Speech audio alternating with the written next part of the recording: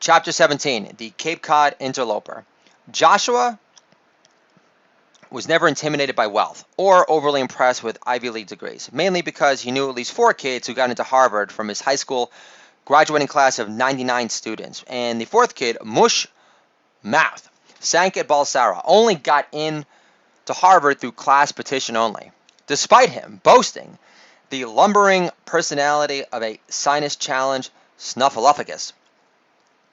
Al Gore, another Harvard alum, couldn't even beat W by a wide margin because he couldn't even be bothered to project an aura of patriotic, God-loving sincerity without barreling into his poorly yet pretty-faced wife for a kiss at the Democratic National Convention, feeling more forced than Michelle Obama's befuddled look of appreciation after Melania gave her a beautiful turquoise Tiffany gift box at the White House on Inauguration Day, with the number of her hairstylist inside, considering Michelle couldn't even be bothered to have her army of 5 stylists to prop up her hair that day, regardless of her no longer being proud of her country or not.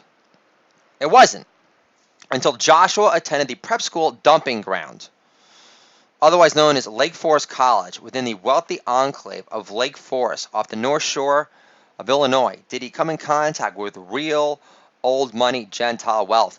All his friends at Lake Forest College either attended private schools in Honolulu, Manhattan, or in boarding schools back east in Connecticut or in the Berkshires, which boast more rehab centers per square foot than Portlandia has safe spaces for shooting up heroin. Joshua's Hawaiian roommate for 2 years at Lake Forest College attended the private school Punahou on the Big Island of Hawaii, which Obama attended prior. In his act, Joshua would make fun of the so-called hopeful one, Obama be good, insisting Obama renamed ISIS ISIL so they'd sound more startup friendly in the New York Times. So that's an Obama accomplishment for you. Also, if Obama is such a good baller at basketball, then why did he ride the bench at an all-Asian private school in Hawaii? Last, did you know most Americans think Obama was a better president than George Washington? But I don't see old Georgie gifting Iran $150 billion for more overseas manufacturing jobs for Build-A-Bear to make their economy less reliant on the sale of hair removal products for the Kardashians. Kim Kardashian will be taking the bar soon to become a criminal justice lawyer. Criminal justice lawyers are so hot right now. Also, Bruce Jenner wasn't asexual when he was married to Kris Jenner, but I'm positive he stayed harder, longer, after he got Kris to cut her hair short, so she'd look more like a dolled up Ralph Macchio. Joshua's friend Kling, another boarding school kid who was a total preppy stoner, who knew how to use his fists, worked as a chef in Nantucket during his summers off, so he was never hurting for cash either. Peony, who also loved dice, attended a private school in St. Louis, and his semi-girlfriend Pam rode equestrian horses out of the freaking womb.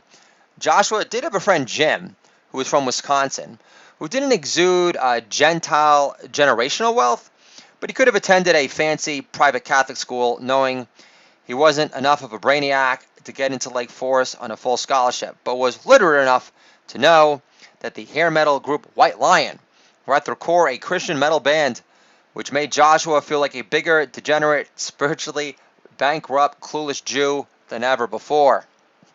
Joshua also spent a summer in Chatham and Cape Cod during his first summer of self-reliant independence after his sophomore year of college, working as a busboy at a semi-nice seafood restaurant off the main drag of town.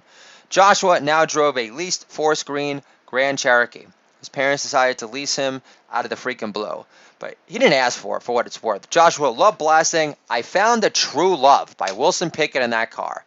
especially the part when Wilson sings with ecstatic soul man glee, "I can shout about her, yeah, yeah," because after Joshua made his first ever big-time hookup request of God off the sandy white shores of Cape Cod by his lonesome, heart-reeling self, stating, "God, I need a romance of some kind already. Please throw me a bone. I'm dying over here." Hey! Only days later, the original striking beauty in his life, Katie King, glided into his heart in one beautiful, seamless motion. As her silky smooth blonde, straight hair draped over her muscular yet feminine shoulders, in Joshua's eyes, Katie King was the most statuesque Southern beauty ever created. Her sultry, rounded lips was icing on the cake. Katie was a double major at Duke University, the Harvard of the South. Katie King could kick the shit out of Reese Witherspoon during a debutante spelling bee back in the day, no problem.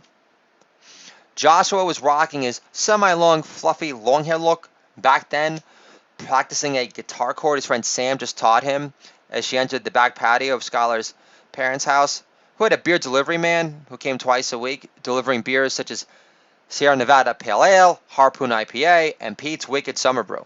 They didn't taste like dirty lemon dish water either. Actually, back then, in the summer of '96, there were only a handful of specialty craft breweries, which Joshua became intent on sucking down with divine commanded fervor. This didn't please Joshua's stiffy snot roommate from Williams College, an athletic, tall, waspy, blonde, 6.1 by East Coast liberal arts standards. She would introduce Joshua to his first casual forms of anti-Semitism by dropping lines such as, "Stop drinking all our beer, take your cheap, and go back to New York already." Translation: Jews aren't welcome in Cape Cod, Kennedy country, you greedy heeb. Still, Joshua got the last laugh because his summer romance with Katie bloomed, and his friend Sam from Lake Forest found him a cheap room at this older lady's house off the main drag of Chatham, despite Joshua spending the majority of his nights in Katie's arms in her spacious apartment way closer to the beach with her cute, feisty, Southern Fierce smart roommate Brianna, who chose to forsake AC for the topless bra in addition to the perpetually dreamy Katie King whenever Joshua was around, which was every night for 2 months straight. God couldn't have made Joshua a bigger believer in his divine-powered giving grace by ushering Katie King into his heart during the summer Fugees hit the airwaves to soothe any remaining achy, torn-up heart tissue inside. Joshua and Katie were lovebirds. His heart had finally taken flight to heaven on earth. They would kiss for hours, held hands in town instantly, even compelling his own mother to comment after his family came up for a visit and took them out to dinner once, saying, "Son, seeing you with Katie makes me feel like you'll be okay." Although the ultimate highlight during the summer of Katie was his Southern Belle angel telling her sweet Joshua, "I love how happy you make me feel." Joshua felt the same because thanks to God answering Joshua's first major big-time prayer request, he could shout about her, yeah, yeah.